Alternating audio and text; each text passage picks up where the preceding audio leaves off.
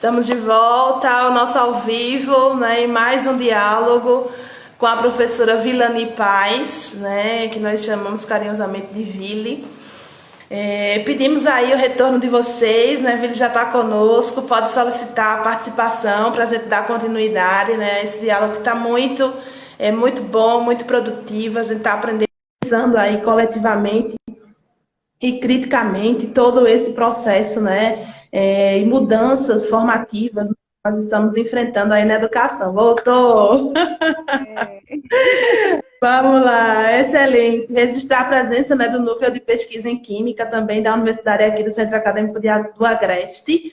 Muito bem-vindos, né? Aguardar um pouquinho os nossos colegas retornarem para a gente ir puxando essa discussão, né, da formação inicial e as outras perguntas que a gente pensou também, e os nossos ouvintes, né, seguidores, espectadores, não sei como é que a gente chama, fiquem à vontade, né, para continuar colocando os comentários de vocês.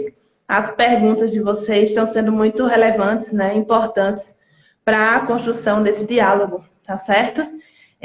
Vamos esperar um minutinho para ver se o pessoal volta, né? É o momento da água, né, Vili? O Márcio está dizendo aí que já chegou, já pode começar, olha só. Eu saí. Ficou girando um pouquinho, mas é assim mesmo, a internet.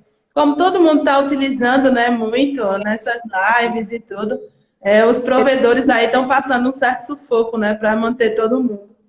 Mas aí a gente tá conseguindo fazer. Eu estava muito preocupada com outro, porque minha internet não está boa, não está. E graças a Deus está dando tudo certo e ela hoje funciona. Graças a Deus. Graças a Deus. Porque estava difícil. Não é só, como você falou, né? Você destacou muito bem, não são só os alunos que passam esses perrengues de recurso, não. A gente também tem muitas limitações, né? E não basta ter o recurso, não. Ele tem que funcionar. A mesma coisa em sala de aula, né?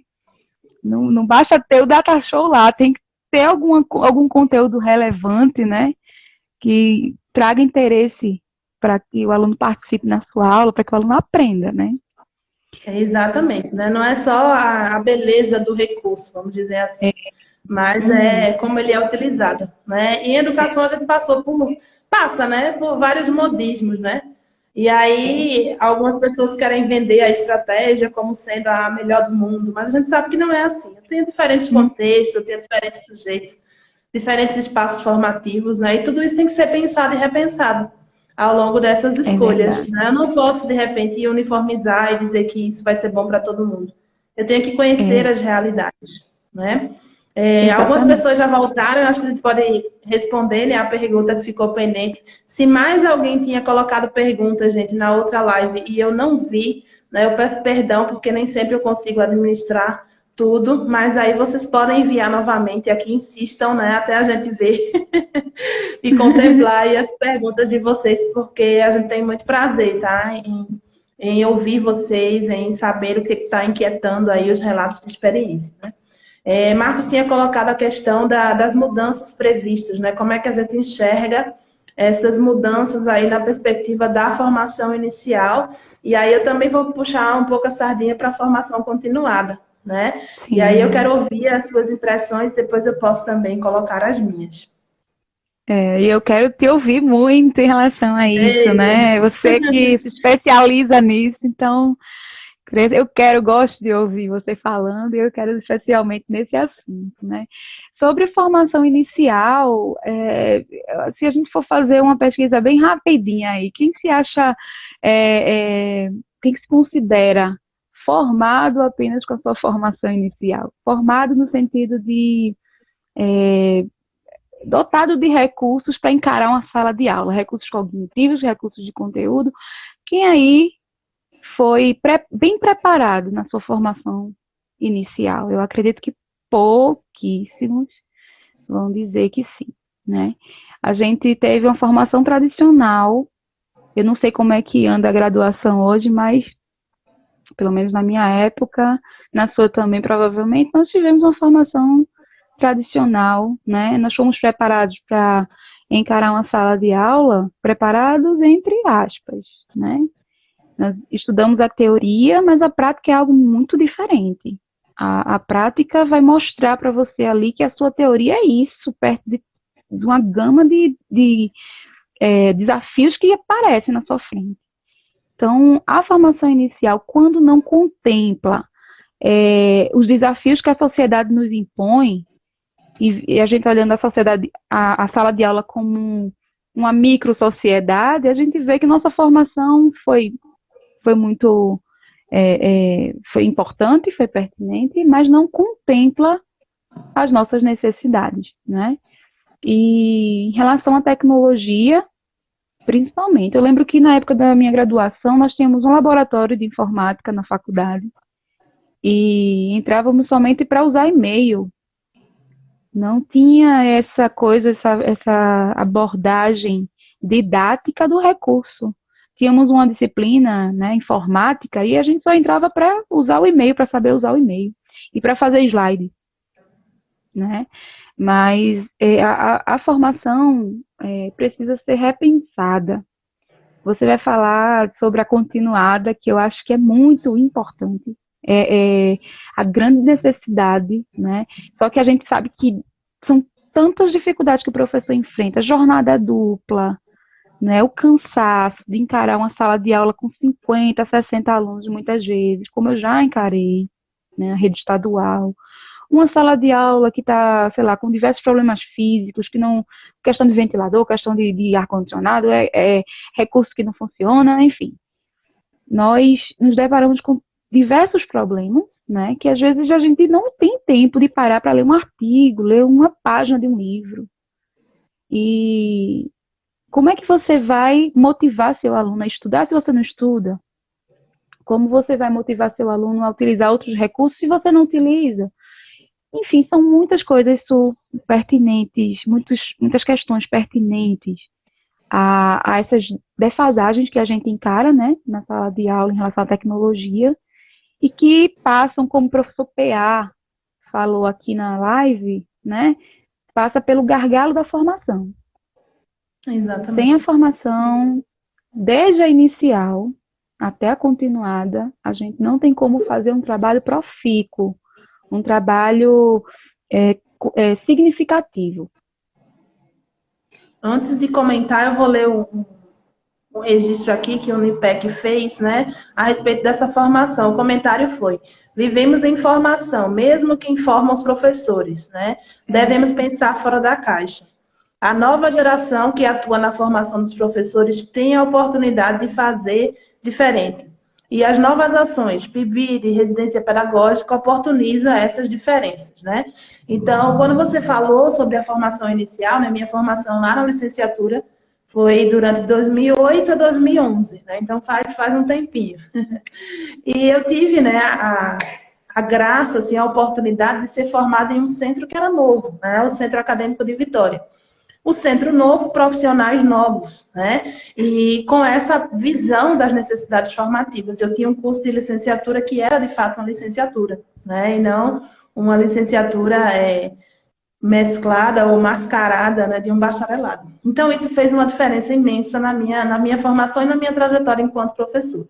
Mas quando a gente pensa em relação aos recursos tecnológicos, né, não se era discutido aplicativos, podcasts, salas virtuais, né? Eu iniciei a minha graduação sem computador. Eu vim ter computador, eu acho que eu já estava no segundo ano de graduação, ou terceiro, eu já nem lembro, né? E hoje eu me pergunto, meu Deus, como eu sobrevivi esses anos sem computador, né? Mas era o recurso da Xerox, era o recurso do livro, né? Era o recurso do PowerPoint, era o recurso da Lan House, né? Não vamos chamar de velha não, tá? Mas eu sou da época do Cyber e da Lan House, né? Mas eram estratégias, né, que eram utilizadas para oportunizar também esse docente. Hoje a gente já vem, né, com uma outra leitura, é um outro universo. E eu acredito que a formação inicial, né, tem tido um esforço nas universidades e faculdades para formar esses profissionais, levando em consideração as diretrizes curriculares, né, e os outros aspectos, para atender a essas novas demandas. Nós sabemos que é processual, né, como o Unipec colocou, quem forma o professor, né, também é formado, né? Então, muitas vezes, a discussão na universidade, a discussão nas faculdades sobre a formação desse professor formador, ela também deve ser questionada, né? Tanto na perspectiva inicial, quanto na perspectiva continuada. A maioria das vezes, né, na continuada, a gente não tem o suporte necessário. Eu investigo, né, a Política Nacional de Formação dos Profissionais da Educação Básica e trago justamente essa discussão, né, que inclusive é uma política que foi suspensa, né? Alguns gostam de dizer que foi extinta, mas eu prefiro a suspensão, né, para a gente não perder a esperança de que ela pode retornar. Mas esse é um dos caminhos, né? Assim como o PAFOR, que já foi citado aqui também pela professora Dênia, né? O PIBID, a residência pedagógica, né? São caminhos para fazer com que esse profissional em formação inicial ele tenha outras vivências, né? E ele se permita também conhecer outros universos. Ainda falando um pouquinho sobre a formação continuada, a gente tem a formação em serviço, né? Que acontece em algumas instituições, pela sensibilidade, muitas vezes, de quem está na coordenação, quem está na gestão, para trazer temáticas, né, que, de fato, contemplem a necessidade daquele professor. Eu acho que o professor ele precisa ser ouvido, né, ele precisa ser respeitado. Eu não posso simplesmente chegar com um programa de formação sem uma escuta docente. Muitas vezes, né, esse profissional ele foi afastado dos universos e dos contextos formativos, porque ele se viu assim, como alguém que só estava lá para receber um modelo, para receber uma carta pronta, né, para receber um formato engessado. E até hoje, quando a gente fala a palavra formação continuada, eu já escuto, vixe, né? Por quê? Porque o profissional acredita que é uma perca de tempo, né? E muito me entristece ouvir esses relatos, uma vez que sou apaixonada pela formação continuada, né? E, consequentemente, pesquiso nisso, porque a gente sabe o valor que a formação continuada ela tem para esse profissional, né? É o espaço em que ele tem para dialogar com o professor, para dialogar com o formador, né? Para colocar suas angústias e necessidades. Então, que a gente possa trazer, né, nesses modelos formativos, seja inicial ou seja continuada, né? Ou como alguns pesquisadores dizem, formação ao longo da vida, né? Formação em exercício, formação em são tantas nomenclaturas, né? Mas que a gente consiga olhar esse profissional como alguém que está ali não apenas para ouvir, para receber, mas ele tem muita coisa a partilhar, né? Quando a gente constrói modelos formativos que levam em consideração, né, essas realidades, essas múltiplas realidades dos profissionais, a gente tem um outro resultado, né? Porque o professor ele vai sentir que, de fato, né, aquela angústia, aquele problema que ele está enfrentando na sala de aula, né, aquele desafio, aquele obstáculo, ele está sendo contemplado, ele tem um amparo ali entre os pares, né, para partilhar isso e para encontrar caminhos, né? Não é por mágica, não é por receitas prontas, como a gente já comentou, né? Mas é pelas vivências, né? Então, não há um modelo único, há esforços coletivos para que esse programa, né, esses programas de formação inicial e continuada, eles de fato alcancem objetivos. E aí a gente entra em uma outra questão política, né, que é a ausência de financiamentos, os cortes na educação, né, que vão diretamente afetar essas práticas, né? O PIBID, a gente viu a luta para a manutenção do PIBID, né? A própria residência pedagógica, né? Outros programas de iniciação científica, que a gente vai estar discutindo aqui também na quinta-feira, né? E tudo isso por conta da ausência de políticas públicas, né, que de fato tenham a preocupação em garantir essa formação integral, né, tanto do profissional da educação quanto dos estudantes, né? Então, eu acho que o comentário geral que a gente pode deixar sobre essa pergunta é isso, né? A Sumara está colocando aqui que um problema pode ser um modelo de formação que não é atrativo, né? Então, a gente já tem algumas discussões também a esse respeito, né? Modificar a estrutura dessa formação inicial também, para que o professor ele se sinta, né, de fato, amparado aí enquanto docente em exercício e se encante também pela prática docente, se encante, entre aspas, né, de realmente conhecer o que é possível, de ter a sua profissionalidade, né, reforçada, de ter a questão da sua identidade bem consolidada, né, nesse processo formativo. Tá? Deixa eu ver se tem mais algum comentário aqui. Concorda com Sumara aqui. Cleidilane está dizendo, essa pandemia veio para nos reinventar, né? Não dá mais para continuar na zona de conforto e se assim persistirmos, seremos ultrapassados. Sumara está reafirmando aqui, existe uma forte resistência, né, com a formação continuada. Exatamente. Boteco, só estranho que a disciplina no curso de enfermagem, numa licenciatura, acho que foi alguma coisa anterior aqui. Deixa eu ver. O Márcio está dizendo que é ex-bibidiano, né? Produziu 3 artigos com uso de materiais de baixo custo para experimentos no ensino de física na escola. Excelente. Excelente esse relato, né? Boteco, o CAV já discute muito bem isso, Su. Temos até uma disciplina, né? A disciplina de tecnologia, né? Não é da minha grade, né, de formação, mas já teve uma reformulação também no curso para atender essas novas demandas. Alessandro também é professor de educação básica, pesquisador, mestrando, né? E ele diz aqui, eu vejo a formação como produto das políticas públicas voltadas para a educação como um todo. Exatamente, né? O que a gente comentou, né? A ausência dessas políticas, muitas vezes, enfraquecem os processos.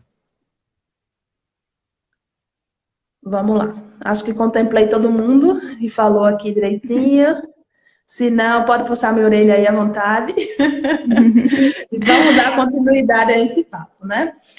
A gente falou um pouquinho sobre as pesquisas, né? Sobre o recorte, né? Do uso da tecnologia para a aprendizagem.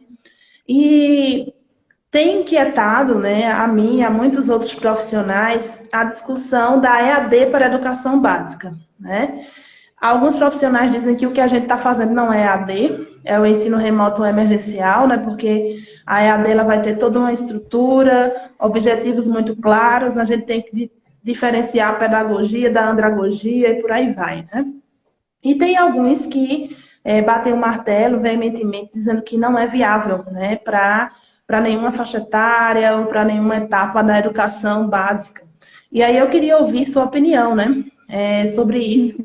Na quinta pergunta, quais são as estratégias que podem ser utilizadas para os docentes para a utilização de ferramentas tecnológicas e será que há uma idade ideal para isso?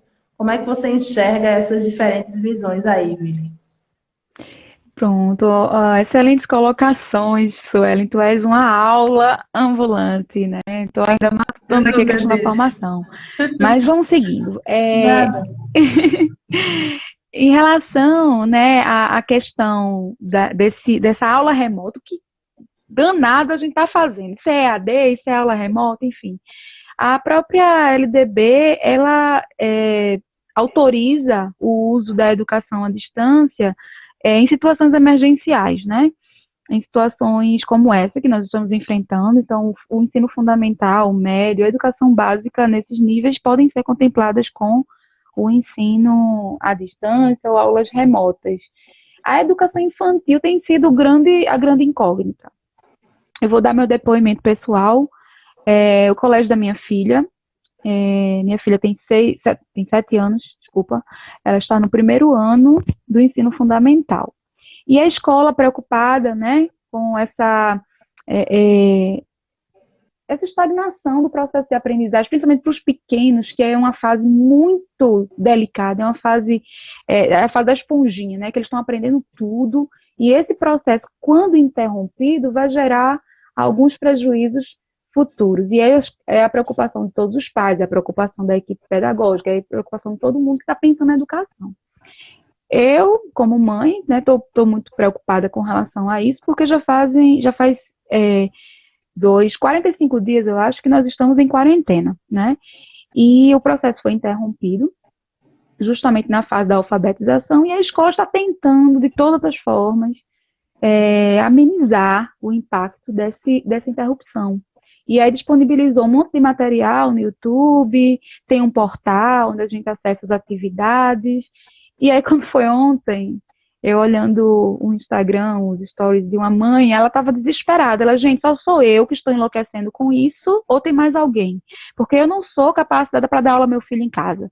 Eu não consigo fazer isso sozinha. E é normal. Nós não somos mesmo preparadas, não. A gente dá aula de educação, mas uma coisa é ser professora, a gente é licenciada para determinada a área específica e outra ser pedagoga, ser professora alfabetizadora, enfim, né? Então, assim, eu tenho visto a educação infantil, o ensino fundamental, nas séries iniciais, passando por um momento muito delicado e que, a meu ver, não se sabe bem o que fazer. Essas crianças têm acesso à tecnologia? Muitas vezes têm. Elas conseguem dominar, a gente sabe que elas conseguem, né? Tem bebês de 1 ano de idade que abre o celular, mexe no aplicativo, abre a câmera, entra no joguinho. A gente sabe que essa geração, ela naturalmente sabe lidar bem com esses recursos. A questão é, de volta, em relação ao objetivo maior da aprendizagem. É a tecnologia com finalidade pedagógica, né? Como é que vamos fazer? Podemos colocar a tecnologia disponível para todas as faixas etárias? Podemos. Mas como vamos fazer para que a aprendizagem seja alcançada? Essa é a grande incógnita, eu não tenho resposta para isso. Eu acho que o pensar juntos, né, como nós estamos fazendo aqui, dialogando, falando sobre isso, trocando ideias, buscando aprender, buscando descobrir caminhos, né, é bem por aí que a gente vai achar a medida certa. Mas essa medida certa, eu tenho certeza, não vem agora. Nós não vamos achá-la agora, muito menos no momento de emergência, né? Só não podemos fazer de todo modo, de todo jeito, de forma irresponsável. Mas precisamos, sim, com urgência, pensar seriamente essas questões, né? Existem diversas estratégias, já falou dos recursos digitais, já falou dos aplicativos, enfim, mas tudo tem que passar pelo planejamento com o objetivo da aprendizagem. Eu vejo professores fazendo questionário no Google Docs, fazendo quiz, fazendo seminário, né, através de live, não sei o quê. Mas aí um viés está sendo contemplado, que é a avaliação, que é um ponto do processo, né? Então, precisamos mesmo, assim, eu não tenho respostas para isso também, não. Mas a gente precisa discutir, né? Isso. Ontem eu estava até conversando com uma amiga, né, ela tem 3 filhos, e aí está enfrentando o desafio de estar com eles em casa, né, fazendo N atividades, e tentando, né, de certa forma, mantê-los bem, né, em equilíbrio. Mas aí o desafio era exatamente esse, né, como os 2 menores, né, vão ser contemplados nesse processo. Eu sou uma tia péssima, eu não sei a idade deles. Mas eles são pequenininhos. Se ela estiver me vendo agora, vai me matar, mas tudo bem. Eles são pequenininhos, né? E aí a angústia era exatamente essa, né? Porque eles não estão prontos para aprender por meio dessa ferramenta. Se a gente for pensar na educação infantil, né? Aqueles eixos de formação, o eu, né? A coletividade, né? O outro. Então, não é só fazer uma atividade ou cobrir uma letrinha pontilhada, né? Aquela troca entre as pessoas. Troca. Né? Eles são sujeitos de Exatamente. informação. Então, tem a questão da ruptura com o espaço, né? Então, o espaço de casa muitas vezes não é enxergado como espaço de aprendizagem. E aí eu até falei para ela, né, que deveria ser conduzido isso com muita cautela para que o estudante ele não gere nenhum trauma, né, por toda a situação, por todo o estresse que está sendo submetido, principalmente os menores, né? Então, tudo tem que ser conduzido, como você coloca, né, com muita sensibilidade. E eu acho que não é para universalizar esse modo, essa estratégia. Eu acho que tem que se pensar muito bem, né? Nós já fomos questionados aqui em outras lives também sobre essa questão da avaliação, né? A gente defende a avaliação processual, né? Então, quando eu estou avaliando o estudante, eu não estou avaliando ele só na prova, ou só no teste, ou só no seminário. É um conjunto, né, de ações para compor esse universo avaliativo, qualitativamente e quantitativamente. Mas exatamente. E aí, como é que eu posso ver isso de modo processual, né, em ambientes virtuais? Então, fica aí a grande interrogação, né, para a gente pensar como é que a gente pode rever essas nossas práticas, né, e de fato, ter noção de que o estudante ele está progredindo, ele está conseguindo construir os saberes necessários e voltados para aquele nível, para aquela etapa ou até a modalidade, né? A gente fala muito dos pequenos, mas esquece também da EJA, né?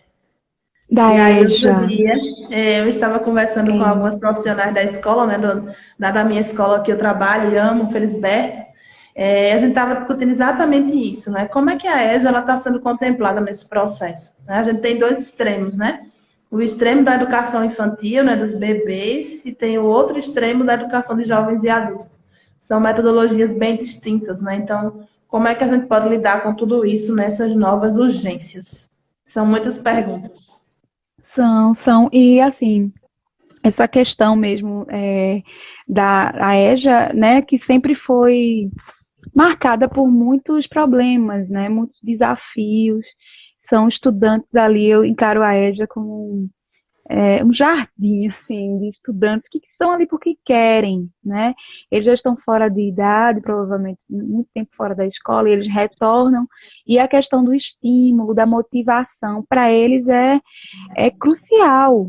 A EJA deve ser melhor pensada, deve ser refletida, né? Não pode ser somente encarada como mais uma modalidade ali de passagem, né? Tem que ser pensada também, porque a aprendizagem deve ser igual para todos. Então, a questão da motivação nesse momento para a EJA, você já pensou, né? A situação do pessoal, como é que está? Muitos são trabalhadores, muitos perderam o emprego. E agora? Exatamente. A educação vai resolver meu problema? Né? E, então, tem que ser pensado, sim, a questão da EJA, né? Com relação à educação infantil, eu também vejo com muito bons olhos a disponibilidade que as professoras, as tias, né, estão tendo, a paciência, mas eu confesso que eu não estou conseguindo, não estou conseguindo. Caso de Ferreira, espeto de pau aqui. Eu sou professora, mas eu não estou conseguindo ensinar minha filha. Dia desse eu postei um vídeo e ela desesperada, se desesperou porque não conseguia fazer uma atividade de leitura. Eu coloquei umas palavrinhas para ela ler, ela não conseguia ler, porque, como você bem falou, a questão da interação, a questão da sala de aula, do ambiente de aprendizagem que eles estão acostumados, né? E o professor. Gente, tem muito professor Exatamente. aí angustiado. Oh, eu vi um depoimento que me chocou, assim, num determinado grupo que eu participo, um professor dizendo assim, gente, parem de mandar atividade online, porque com isso o governo vai perceber que a gente não precisa da gente e vai nos substituir. O professor é insubstituível, gente. É necessário. Nossa figura em sala de aula é extremamente necessária, sobretudo na educação básica, quando a autonomia ainda está sendo desenvolvida, a autonomia da aprendizagem que existe, que deve ser estimulada e respeitada, né? O professor não deve centrar o conteúdo somente em si mesmo, não pode se achar o detentor do conhecimento, porque não é. Mas a sua figura como professor é de extrema importância. Não tem como, não existe aprendizagem sem a mediação. Então, Exatamente. vamos voltar, né, com esses desafios aí para encarar. Vamos voltar para a sala de aula com aluno desestimulado, com aluno sem perspectiva de futuro, principalmente essa galerinha e não só os alunos, mas os professores também, que muitas vezes usam o discurso, aprende para fazer o Enem, estuda porque vai fazer o Enem, porque vai fazer tal exame. Sempre usa a aprendizagem, né? O conhecimento com a finalidade de um exame, sendo que o conhecimento deve ser aplicado na sua vida, né? O estudante Exatamente. ele precisa de um motivo para aprender. E esse motivo, esse conteúdo, ele deve ter correlação com sua vida social, com sua vida profissional, não é? Então É são muito mais que muitas uma nota, questões, né? Muito mais que o exame, né? O vestibular, muito mais o processo, o que é que isso, for, né? A educação, ela transcende tudo exatamente. isso, né? Quando você trata apenas nessa perspectiva, você está só Uhum. mercantilizando, né? E aí a gente É. tem outras discussões a esse respeito também, né? E outras críticas também. Eu entendo que, Uhum. logicamente, né, a gente tem as avaliações externas aí na educação básica e elas também refletem um pouco do nosso trabalho em sala de aula, mas não é só isso, né? Assim como nós Não é só queremos o isso. êxito dos nossos estudantes no SSA, no Enem, né, ou nas faculdades privadas que eles escolherem, né? Isso é uma alegria para a gente. Isso. Mas não é só Uhum. isso, né? Não é só isso. O estudante tem que entender que a educação, ela é muito mais, né, que A aprovação ela é muito mais que uma nota, né? Ela é para a vida, né? Se a gente pensar na formação integral desse sujeito, né? E estimular essa autonomia, a criticidade e ele enxergar que ele é um cidadão, né? Com intervenção social, ele vai enxergar todo o processo formativo de modo diferente, né? A gente falou do podcast, falou um pouquinho das salas virtuais, né? O mais utilizado agora é o Google Classroom ou o Google Class, né? Como alguns chamam também. Mas eu queria te perguntar se você considera, a gente está falando de ferramentas e aplicativos, um com foco em áudio, né? Outro com foco em outras possibilidades, não só de áudio, de vídeo, mas de envio de arquivos, né? Que é o Class, e dentre tantos outros, né? Mas a pergunta é a seguinte: em suas aulas, né, com base nas ferramentas que você utiliza, você falou que utiliza o podcast, a gente teve o relato da colega também se inspirando a isso, é muito bom, né? Mas será que existem outras, né, outras ferramentas que você já utilizou e que você foi surpreendida, vamos dizer assim, com o potencial que essa ferramenta tinha para o processo de ensino-aprendizagem? Quando a gente elege, às vezes, um instrumento, né, tem dois extremos, né? Ou a gente super se anima e acha que vai ser fantástico e, de repente, na prática não é. Ou o outro extremo, a gente não dá tanto crédito àquela ferramenta, né, àquele instrumento tecnológico e recebe a surpresa dos resultados. Então, eu queria que você compartilhasse com a gente algum relato, né, da sua prática utilizando essas ferramentas tecnológicas e os resultados em potencial que você já obteve. Pronto. Com relação ao podcast, primeiramente, né, eu parti para uma experiência, para um experimento, ano passado, numa turma do município, na escola na qual trabalho, né, que é a Escola Mariana Lima.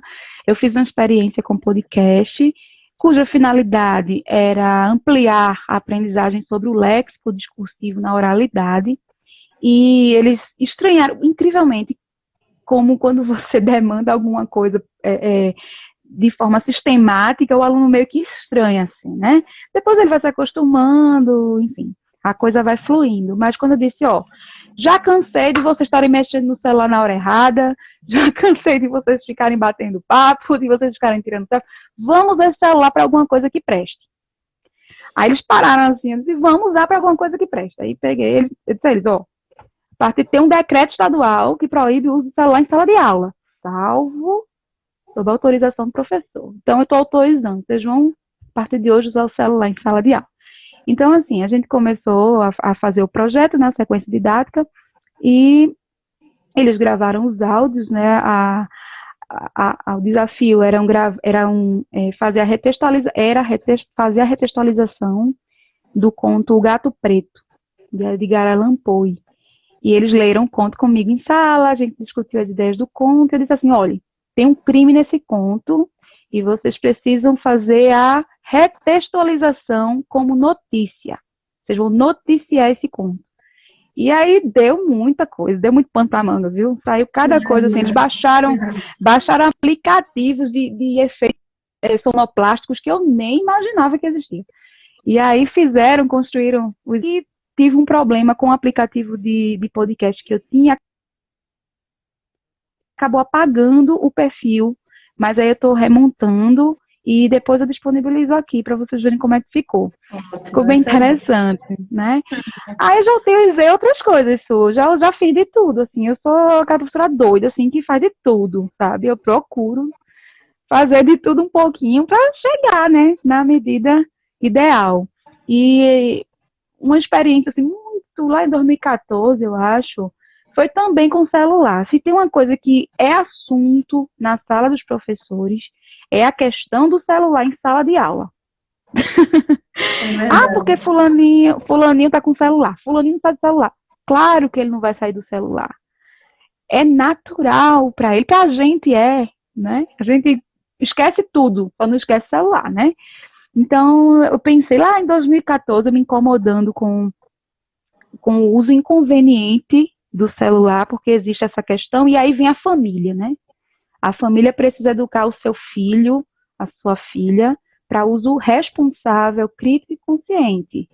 Não é porque você está autorizado a usar a ferramenta de sala de aula que você vai usar de forma inconveniente para atrapalhar a aula do professor. Isso aí, o próprio professor, no alto da sua autoridade, deve deixar isso bem marcado, né? Lutar contra isso é estressante, é desgastante e não nos leva, né? A gente passa mais tempo batendo boca com o aluno que está com o celular do que mesmo fazendo o que deve fazer, que é ensinar. Então, é traçar ali as regrinhas, colocar as condições de uso e fazer questão de que essas regras sejam seguidas e dá tudo certo. Eu nunca tive problema com o uso do celular em sala de aula, né? Quer dizer, tive alguns, mas por uso inconveniente. Mas voltando, lá em 2014 não tinha esse negócio de podcast circulando aqui ainda, não tinha YouTube, outras coisas, e eu disse assim, olha, vocês vão. Na época eu dava aula acho que era de língua inglesa, e para estimular a oralidade em língua inglesa, eu gosto muito dessa temática da oralidade, eu pedi para que eles fizessem receitas de bolo, receitas culinárias, e gravassem todo em vídeo, né, e falando, oralizando em inglês. E a experiência foi maravilhosa, alunos que tinham repulsa se acharam desafiados, né, e contemplados, porque a gente iria fazer uma amostra daquilo ali. Então, tem várias formas de você usar o recurso. Já teve muito insucesso, né? Muita coisa que deu errado. E muitas vezes o tradicional dá mais certo. Então, existem diversas formas. O WhatsApp, né? Eu não sei vocês que estão aí na escuta, tem professor que não gosta muito de dar o número do telefone para o aluno, nem a rede social, né? Eu não tenho problema com isso, mas isso é uma coisa subjetiva, particular. Eu não tenho problema porque eu estabeleço as regras, né? E aí nunca, assim, um ou outro passou um pouco do limite, veio falar comigo 1h da manhã, essas coisas assim, que a gente dá uma regulada, acabou-se. Mas eu não tenho problema em dar meu número de telefone, receber atividade pelo WhatsApp. Eu acho que, principalmente agora, a gente está lutando, né, não parar, né, não estagnar, está tentando aprender. Então, eu recebo muita coisa pelo WhatsApp. Cortou, não foi? Foi. Cortou. Então, como eu estava dizendo, eu recebo muita coisa pelo WhatsApp, recebo pelo Google Classroom, posto, tenho a minha pagininha no YouTube que eu estou organizando ainda, tem muita coisa para fazer, porque com essa história de TCC, de aula remota, e, enfim, 1000 coisas que permeiam minha vida, fora minha vida doméstica, né, estou no quarto da menina aqui, tá vendo o cenário, né? Desde o início que eu estava passando por aquela chiquinha lá no fundo. Tá vendo aqui, né? Os professores sérios, sabe? Tem uma bancada, tem uma estante que é de livros atrás, mas como ela tá lá sendo enrolada na televisão para que eu fique aqui, né? Aí eu vim pro quarto dela. Foi bom que coloriu o nosso cenário aí, com a chiquinha. Coloriu! Eu ia falar disso no começo, passou batido, né? Eu digo, meu Deus, o povo deve estar achando estranho. Tá a chiquinha aqui. Não, tudo bem, tudo bem. Foi tranquilo. Trouxe amorosidade para o cenário. Que bom, né? Humanizou. Humanizou a live. Ao uso do WhatsApp, eu tenho grupos, né? Desde o ano passado que eu comecei a utilizar grupos. Mas eu deixo bem claro para eles, né? A princípio, todo mundo pode postar suas dúvidas, o grupo é para isso. Se der errado, eu assumo o papel de administrador e só fico postando as coisas. Mas até agora não tem tido problema, não. Sabe? Agora eu acho que é importante estabelecer os limites de horário, né? Eu até tive que colocar agora uma mensagem automática no meu WhatsApp para deixar claro os dias e horário que eu estou dedicada a isso. Porque nessa urgência, né, o estudante acha que você está 24 horas conectado e que tem a obrigação de responder a ele naquele momento que ele quer. E não é bem assim, né? A gente precisa se distribuir em N outras atividades. Então, para não haver frustrações, nem problemas, né? Eu já deixei a mensagenzinha automática lá, tal dia, tal hora, que nem consultório mesmo. Eu vou fazer isso. Né? Para ver se melhora a Ótima comunicação, né? dica. Tem Ótima alguns que dica, tá realmente não vendo? compreendem. Ontem mesmo, 2 da manhã, eu acordei com o celular vibrando. Ah, eu amo, eu sou apaixonada por uma criaturinha, essa criaturinha que tava mandando mensagem, não sei nem se ela tá aí, Hum, mas enfim. Adoro, amo de paixão a aluna, maravilhosa, dedicadíssima, e ela fica ansiosa, né? Professora, vai ver como ficou, veja o meu vídeo. Uma das atividades que eu fiz foi, eu pedi para que eles lessem os livros do romantismo e fizessem um vídeo com cosplay, né? Dos que personagens que ótimo. mais gostaram e tal. Aí ficaram naquela angústia. A professora vai olhar, vai ver como é que ficou, não sei o quê. E aí, 2 da manhã, eu digo, minha amiga, a Não, professora ninguém merece. dorme. Ninguém merece. Por mais amor, Então, ninguém assim, e merece. outra coisa, essa questão da tecnologia aproxima,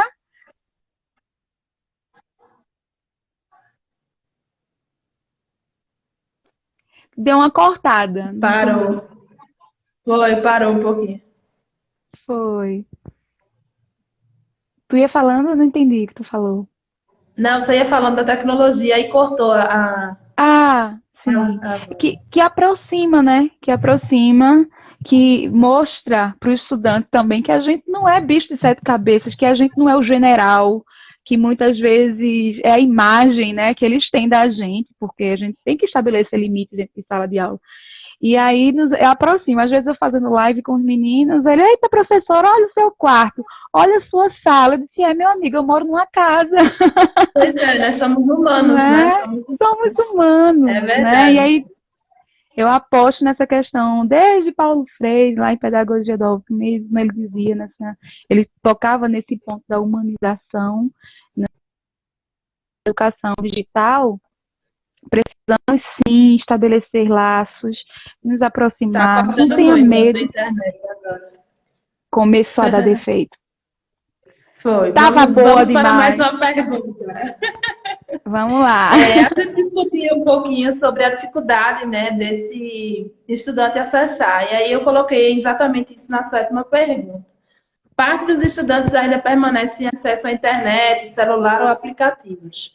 O que o docente pode fazer para utilizar essa tecnologia sem excluir, né, os demais estudantes desse processo também? Grande desafio aí. Excelente pergunta tua. Desde que eu li, tá dando para ouvir? Tá sim. Tá, né? Para mim tá cortando um pouco. Quando eu li no roteirinho que tu me mandou, eu fiquei pensando sobre ela e, de novo, é uma pergunta que me inquieta, mas eu não encontro resposta. Porque não tem como você contemplar uns nesse momento e outros não, que, aliás, o que está acontecendo é isso, a gente contempla os que têm acesso e aqueles que não têm acesso vão ficando para depois. Eu acho que nesse momento não tem como o professor, coitado. Eu vi um colega que disse, eu estou quase saindo de casa, indo na casa do meu aluno, levar Batendo na porta. atividade, porque ele é um menino muito bom e eu não quero perder ele. Enfim, eu achei isso lindo. Já teve um caso aí, circulou, né, viralizou, um professor que foi até a porta de um aluno, levar a atividade para ele, explicar a atividade de matemática, alguma coisa assim. Então, assim, eu acho que não tem muito que a gente fazer agora, a gente não está dentro das nossas possibilidades, cabe ao poder público, né, possibilitar o acesso, nesse momento, o mínimo que seja. Eu vi experiências muito bacanas de alguns municípios, assim, de colocar ônibus com Wi-Fi nas comunidades, né, para que o aluno tenha acesso. Eu sei que são questões de política pública que cabem em outro debate, que não está na nossa competência. A gente não vai conseguir, né? Mas o que, que a gente pode fazer? Eu acho que o mínimo que a gente deve fazer é, quando recebermos esse aluno de volta, acolhê-lo, né, ouvi-lo nas suas angústias, tentar reparar de alguma forma, mas voltando àquela questão, não vamos pagar de heróis, porque nós não conseguimos tudo, né? Vai ter uma cobrança muito grande em relação à reposição de aula, em relação à reposição de conteúdo, vai ter. E a gente não vai alcançar 100% todo mundo, mas a gente tem que, no mínimo, acolher esse aluno, né? Acolhê-lo, disponibilizar para ele as atividades que ele perdeu, não torná-lo ainda mais excluído, Exatamente. né? Porque ele é Eu vítima, acho né? que Na realidade, ele é ele, vítima de tudo isso. ele é vítima, exatamente. Exatamente. É um grande desafio, né? Como a gente já tinha colocado, pensar isso. E muito nos angustia. O nosso papel enquanto professor é de trabalhar na integração, né, das pessoas, de envolvê-la nesse processo e, de repente, a gente se vê também como um instrumento de segregação, né? Então, a mente fica realmente em conflito com tudo que a gente acredita, né? Com as nossas orientações, ideologias, né?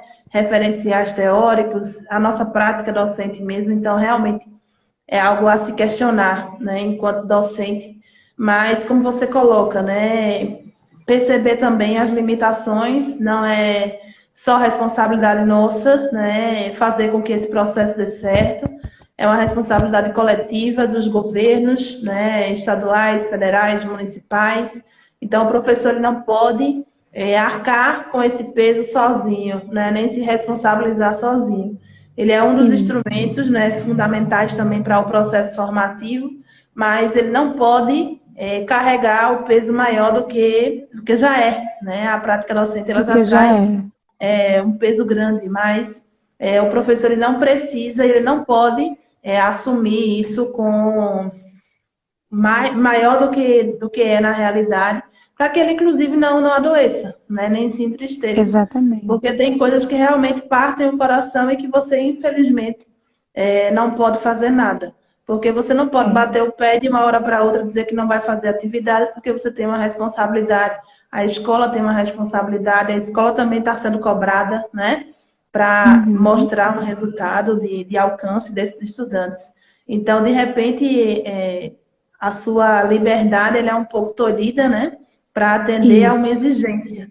Então, da mesma forma, o estudante. Eu tenho sempre aconselhado os meus estudantes para quem tem acesso à internet, né? Quem tem acesso a celular, faça as atividades, né? Não use desculpas, subterfúgios, mas se dedique dentro das suas limitações, mas se dedique a fazer.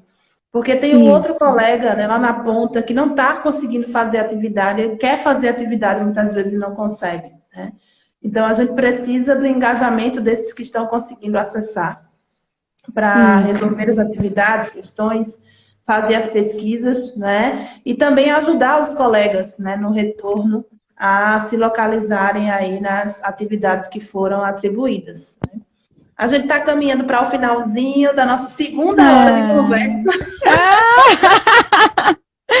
E Eita, Sueli, aí, coisa eu vou boa. pedir que a gente vá, né, encaminhando aí para essa finalização, entre aspas, que esse diálogo, ele não, a gente encerra ele virtualmente, mas ele continua, né, as Ele vozes continua. continuam aí ecoando, né, mas aí eu queria que você utilizasse esses momentozinhos aí finais para indicar alguma leitura, né, indicar algum texto, indicar alguma produção, algum podcast que possa ajudar as pessoas, né, a nossa última pergunta, né, ela diz respeito aí ao paradigma, né? Eu vou lançar ela para você Hum. também. Pelo teu tempo de atuação, pelas experiências, né? Será que você acredita? Eu tenho repetido essa pergunta aqui para os nossos convidados, né? Você acredita que Uhum. nós estamos, né, vivendo um novo paradigma educacional? Como é que você encara isso? E depois que você responder, você pode fazer as indicações de leitura e de outros materiais aí. Lembrando, pessoal, que a live vai ficar disponível, né, no Drive, certo? Para acessar o Drive, é só ir no perfil e clicar no link que tem lá disponível. Você vai ver uma pasta com todas as lives salvas e com materiais que foram indicados pelos convidados. Assim como também no canal do YouTube, tá? A professora Suelen Tássila, as lives vão estar disponibilizadas. Então, se você gostou e acha que tem um colega que precisa ver, né? Passa o link para ele e vai ampliando essa rede de discussão, tá? Vou deixar de falar que eu falo demais. Vou ouvir agora tua É um resposta a essa prazer. grande pergunta e as indicações aí de leitura para a gente ir chegando aí aos aspectos finais. Pronto. Ó, Su, para mim é um prazer te escutar. Aprendo muito contigo, né? Oh, meu Desde Deus. que, desde que a gente se conhece de um jeito tão doido, não foi? E Foi. desde então, assim, a admiração nasceu, brotou de um jeito muito especial. E isso tem sido reforçado por depoimentos, né, de amigos em comum. E Que assim, você é ótimo. uma pessoa Igualmente. que você assim representa para mim a esperança, né? A esperança de que as coisas têm jeito e elas passam pelo diálogo, né? E, enfim, queria colocar em relação a esse novo paradigma que nós estamos presenciando, nós estamos vislumbrando, né? Realmente as coisas não serão mais as mesmas, né? Nenhum campo de atuação do ser humano, nem educacional, nem profissional, nem social, nós não somos mais os mesmos. E a mudança faz parte do nosso processo de crescimento, né? Mudar é preciso. Quem não muda morre, morre no sentido conotativo da palavra, né? No sentido de que não evolui, não flui, não vive, não experiencia, né? Então, vivemos sim um processo de mudança muito doloroso até, muito doloroso porque foi forçado, né? Fomos forçados a nos adaptarmos, fomos forçados a encarar os nossos medos diante da tecnologia, diante da própria convivência humana, né? Gente que dentro da própria família está tendo que aprender a conviver com os Isso. próprios familiares, né, dentro de casa. Poxa, tenho agora que conhecer o meu irmão, tenho que conhecer os meus pais, tenho que conviver. Então, são questões assim que esses tempos que nós estamos vivendo nos trouxeram, e certamente a educação não será mais a mesma, né? Seja lá quando nós vamos voltar, é a grande questão, quando e como, de que forma nós vamos retomar o processo de ensino, né? Então, é isso que eu tenho a dizer em relação à tecnologia. De novo, repito, tem vantagens incríveis, né? A questão da participação e do interesse do aluno vai aumentar certamente, aumenta certamente. E a questão de contemplar o aluno como um ser humano, não somente como um depósito de informações, como uma maquininha de fazer atividade. A questão da humanização do processo de aprendizagem é muito importante, é uma bandeira que eu defendo. E no mais é isso, contem comigo. Eu sei isso aqui, ó, 0,0001% do conhecimento que vocês esperam de mim. Eu sei isso, eu estou aprendendo também, estou no lugar mais de estudante do que de professora. Eu vi muitas coisinhas aqui, muitos comentários interessantes, que dá vontade de conversar mais, né? Estão pedindo aí mais 3 horas de live. Ah! Oh, meu Deus! Já foi. Quem dera, quem dera, quem dera. Mas vamos depois, né, fazer outras coisas, vamos conversar mais um pouco depois, mais um Outras pouco, mais oportunidades muito, né? virão, né? E outras oportunidades. Essa porta está Né? sempre aberta para você. Fique muito à vontade, né? Para todos Muito vocês, né? obrigada. Para você Muito também estar aqui. obrigada. É uma honra para a gente. Entendeu? Agradeço a você, agradeço ao pessoal que está na escuta, todo mundo que me apoia. Tem tanta gente fofa aí.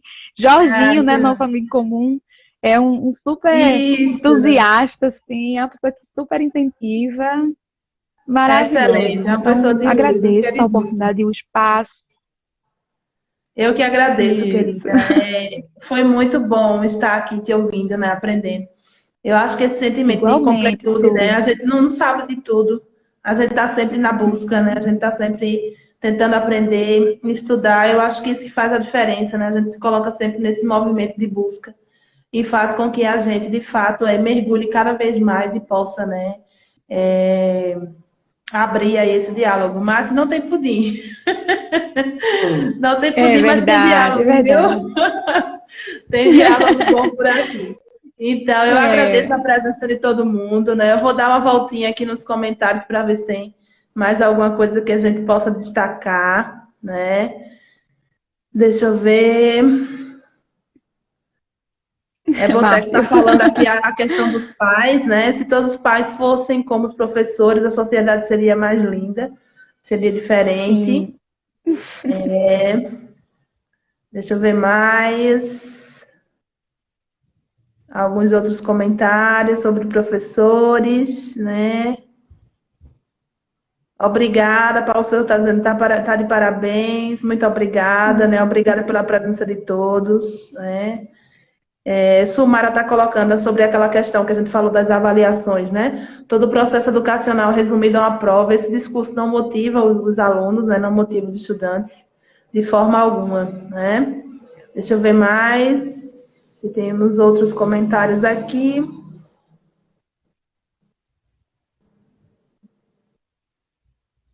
Se alguém não foi contemplado, perdão.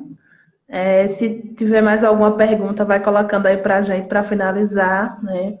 E a gente tem uma dívida, né? Disponibilizar o link, o passo a passo de como baixar podcasts. A gente pode pensar em uma mídia aí para a gente postar isso, né? E publicizar para o pessoal. O compromisso também que eu fiquei de publicar sobre o podcast do IDAI, né? Que é muito bacana. E os nossos materiais que vão estar disponíveis aí para o Drive, certo? Então, na próxima quinta-feira a gente tem mais um diálogo, eu conto com a presença de vocês, né? Estaremos recebendo aqui a professora Flávia Vasconcelos da UFPE e iremos discutir um pouco sobre divulgação científica, pesquisa na educação básica, né? Outro tema bastante relevante aí, motivador, né? Então, eu já convido vocês. E te agradeço mais uma vez, querida, por estar aqui partilhando, né, os seus saberes, né? Foi muito bom, uma conversa muito tranquila, né, e riquíssima em aprendizagem, né, para todo mundo. Que bom. Eu acredito que o nosso objetivo ele foi alcançado, que é mobilizar as pessoas, né, a pensar criticamente sobre tudo que a gente está vivenciando e apresentar também novos caminhos aí que possam ajudar tanto o professor, né, o profissional da educação, quanto os estudantes, né? Então, só tenho a te agradecer. Tá bom? Boa Obrigada a noite. você. Um Boa beijo noite para para todo mundo, para você. Beijão. Boa noite, cheiro. Até Muito a obrigada. próxima. A gente se fala já já no ar. Tchau, gente. Boa noite. Grande abraço para todo mundo. E espero vocês na quinta-feira no próximo diálogo, tá bom? Tchau, tchau.